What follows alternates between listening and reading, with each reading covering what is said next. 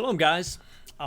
Recently, I have been observing just the crazy in the world, and it is absolutely spinning like mad and appears to be heading off the axes. Just nuts, crazy, absolute insanity. And in the middle of that, one of the things that I'm finding very interesting is that there is increased pressure against those who would keep the commandments of God. Particularly from within the church, not necessarily the ecclesia, and there is a difference. I think you could go back and look at my video on who is the ecclesia or who is the church. I forget what it's titled. I can put that at the end. But the bottom line is this: there's a lot of pressure, and there are a lot of those who walk or keep Torah, and they are being pushed or asked hard questions. Not that hard questions shouldn't be answered, but they're being pushed in such a way as to cause some who keep the commandments of God to question whether or not they're doing the right thing. And so I want to give you a couple verses real quick to explain or to demonstrate that this is very, very important, and it's very critical at this time, at this juncture. Okay, I think a lot of us would be very clear in stating that we are at a point of judgment. We are at a point of the Father stepping into this thing on a global scale. And I think everybody's looking around saying, Jesus coming back. Everybody's looking for tribulation. What we understand in terms of eschatology and the order and how things play out, it's all immaterial. We've got some verses here in the book of Revelation that I think we need to look at that should give us some clarity in the midst of what's going on. So let's flip over here to the book of Revelation. I want to start with Revelation chapter 12. We're going to run over here to chapter 12. I need to go to this right here, don't I? Okay, Revelation chapter 12. I'm in Blue Letter Bible. We're looking at the NASB right here. This is a highly figurative chapter, a little hard to, I think I've got some ideas for it, but I'm not going to try to sort those out. The bottom line is that the dragon or the adversary, this says Hasatan, but the dragon is wroth with the woman and is coming to make war against her and ultimately with her children.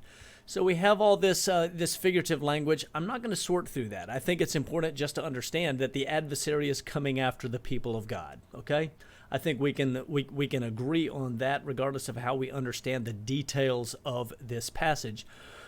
But there's something very interesting here at the end that we must take a look at. It says, "But the earth helped the woman, and the earth opened up its mouth and drank up the river which the dragon poured out of its mouth." Again, I'm not sure the details of how this works out. Literal, figurative, etc. But here's what it says. So the dragon, and remember, this is Satan, this is the adversary, right?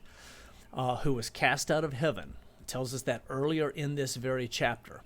Was enraged with the woman and went off to make war with the rest of her children, or seed, okay, who keep the commandments of God and hold to the testimony of Yeshua. Okay? This gives us two marks of who the children, who the ones are that are the enemy of Hasatan, the enemy of Satan, the enemy of the adversary. It says they keep the commandments of God and hold to the testimony of Yeshua. Keep to the commandments of God and hold to the testimony of Yeshua. So they believe in the Messiah. Okay, their faith is in the Messiah. And another passage says they have the faith of Messiah. Okay, so you get an interpretive, you can figure that out, I don't know. But it doesn't say they keep the commandments of Jesus. Because a lot of people say, we don't have to keep the commandments of God, we just have to keep the commandments of Jesus. Right? Or he gave us new commandments. No, this says they keep the commandments of God. What are the commandments of God? What are the commandments of God? Where do we find those? Do you want to be standing on the side that is the enemy of our souls. Absolutely. You want to be standing on the opposite side. You don't want to be where he is happy with you or where he's not angry with you. You want to be where you are his problem.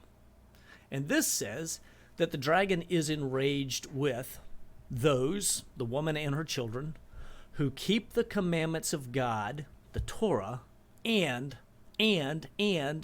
hold to the testimony of Yeshua. Two marks. But Revelation doesn't tell us that just once. It actually tells us that at least 4 times, maybe more. So let's bounce over 2 more chapters. Go to Revelation chapter 14, the Lamb and the 144,000 on Mount Zion. We go to the end of chapter 14, and it tells us again who these are. We can pick up in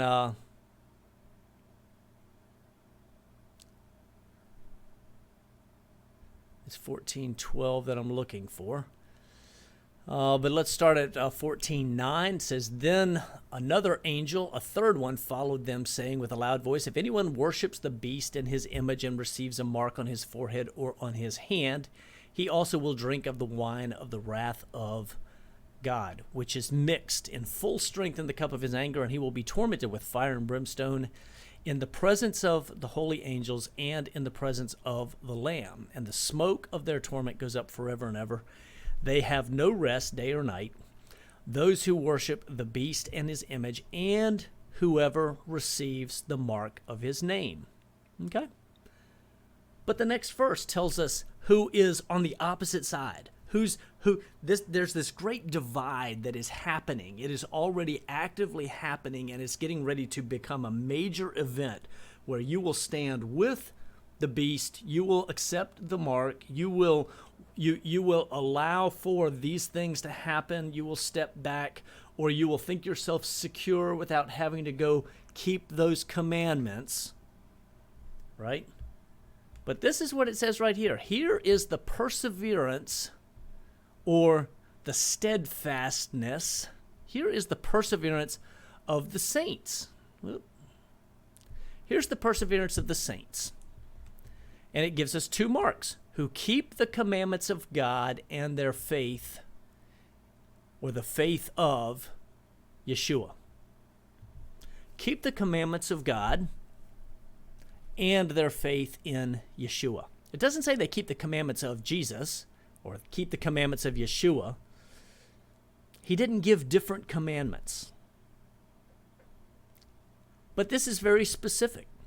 You can't dodge it by saying, "Oh no, we're not commanded to keep all that stuff. We just have to keep the commandments of Jesus."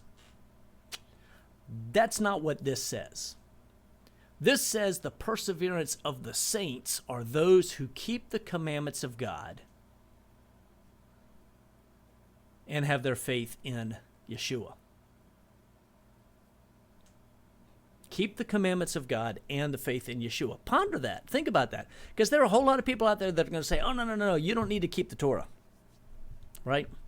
Read Isaiah chapter 24. That tells you that the Torah is the standard by which God judges the whole earth, particularly around verse, 6 or 8, something like that. Read Isaiah chapter 66, and it again tells us standards by which God judges the earth by fire and sword, and they include elements that are in the Torah that you won't find in the New Testament because they were already keeping them, and it was a foregone conclusion. It wasn't a topic of discussion. Read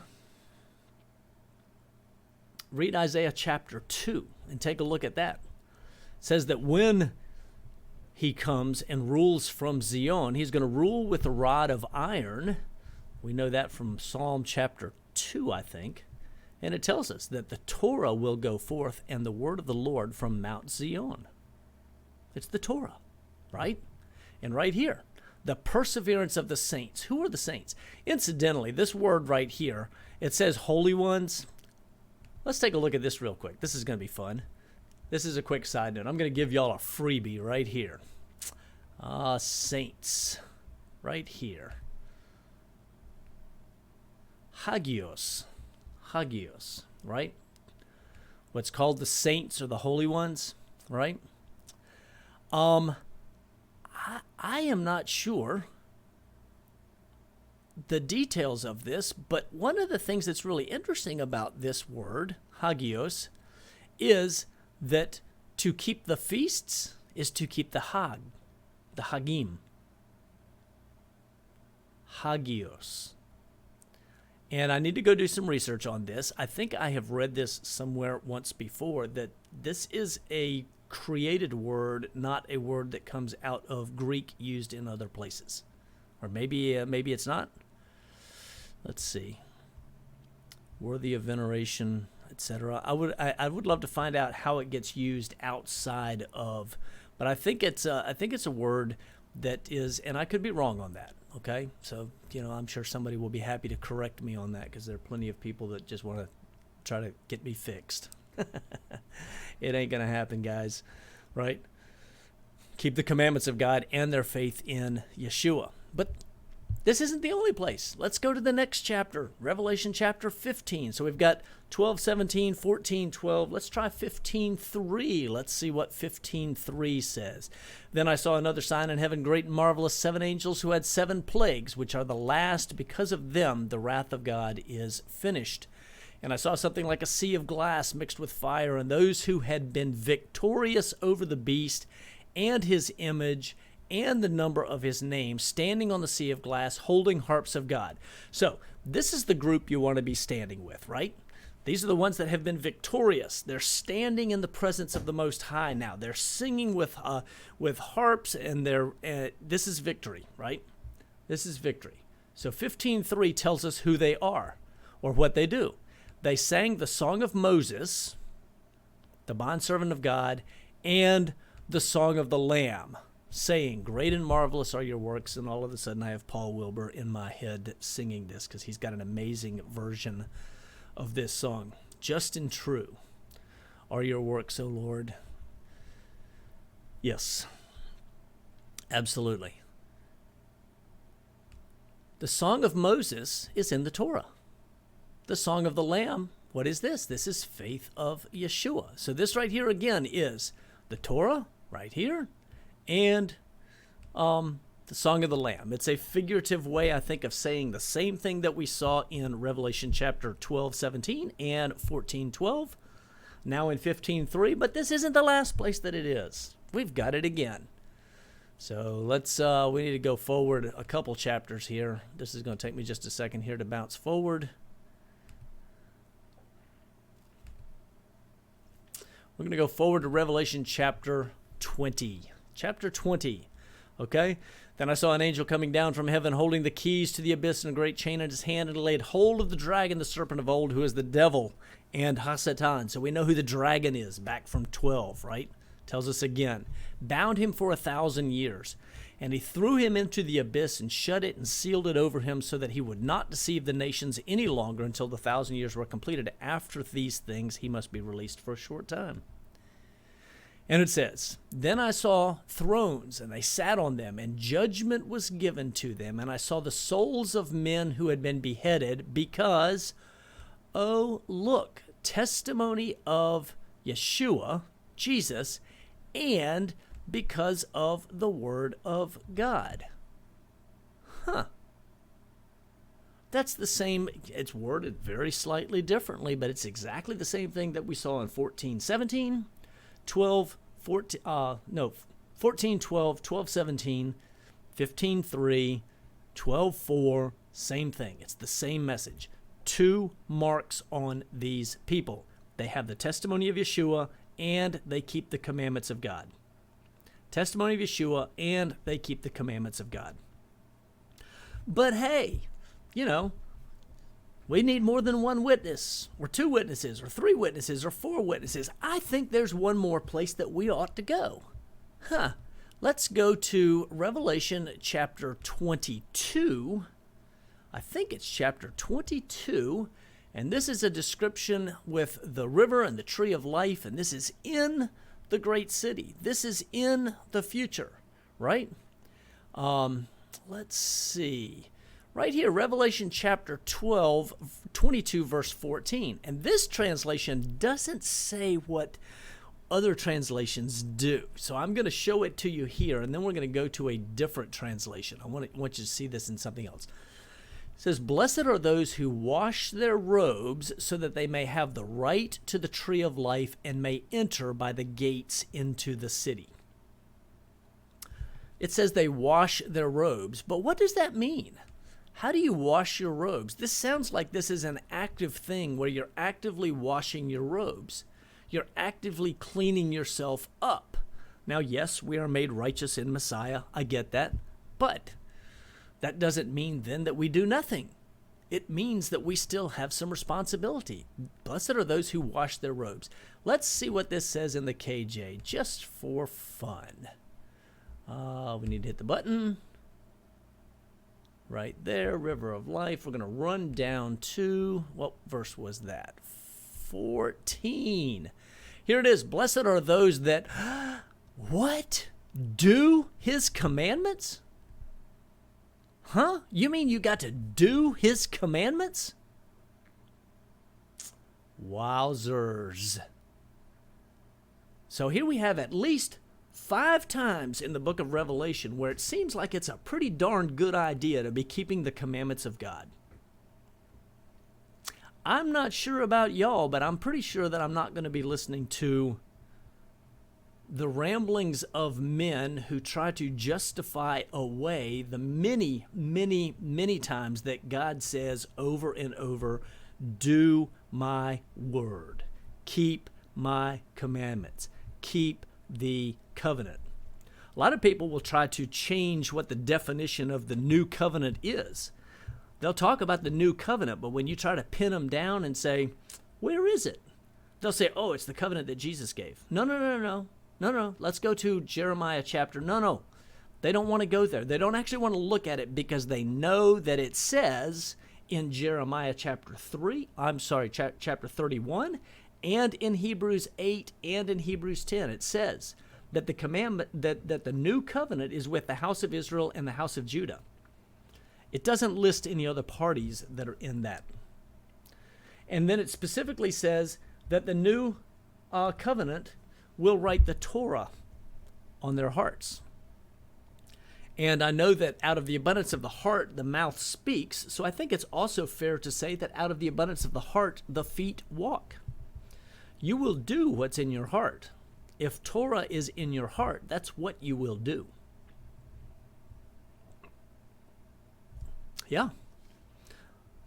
Or if you want to put it in your heart, that's what you're going to do, is you're going to walk Torah. Thy word have I hid in my heart, that I might not sin against thee. Where is that in Scripture, and what word is he talking about? I don't think he's talking about Paul. He's not talking about Peter. He's not talking about James. He's not even talking about Jesus. Although I believe that Jesus, Yeshua, was the one who stood on Mount Sinai and gave the commandments. No question. Yeshua is the one that stood there and gave those to Moshe. So Yeshua's commandments are the same as what was given to Moses. He can teach nothing differently than that. Okay? So those who try to tell you otherwise, or try to lead you away, or try to scare you into thinking that you're not to be keeping the commandments of God, they're liars. They don't have understanding. Foolishness is what comes out of their mouths, because they look for ways to ignore and avoid and get away from what the Word clearly teaches from beginning to end. It's one message. The book of Revelation right here. I'll show it to you again right here. Do his commandments. Blessed are they that do his commandments, that they may have right to the tree of life and may enter in through the gates into the city. Doesn't say do them perfectly. It's through Messiah that we have forgiveness when we fail. But it says to be doing them. It doesn't say to avoid everyone that you can figure out an excuse for, or figure out a way to work around, or tap dance around, or explain away by some twisting of Scripture. Do his commandments. All right, guys, so I'm going to keep this really short. That'll give you something to think about today. I want you to think about that. because the world's getting crazy. It's absolutely insane out there. And I think things are getting more and more interesting by the day. I think that we are, if we're not in the window already, we are so close to it that I'm telling you, things are going to shift, and all of a sudden you will feel a sudden quickening in the world around us. And for those people who think that Jesus is going to snatch them out of here on some elevator and they're not going to be here for the tribulation, where was Noah when the earth was judged? He was on the earth. He was protected, but he was on the earth. Where was Israel when there was great famine in all of Egypt? They were protected. They were brought into the land of Goshen, and they were protected. Even in the book of, I think in the information given to us in Matthew, we're told that those are being protected. Yeshua will take care of his, but it's not going to be in some other place. It's going to be right here. You'd better be getting yourself ready. And you'd better understand what it means to keep the commandments of God and have the testimony of Yeshua. It's a two-parter. So, for King and Kingdom, I bid you shalom.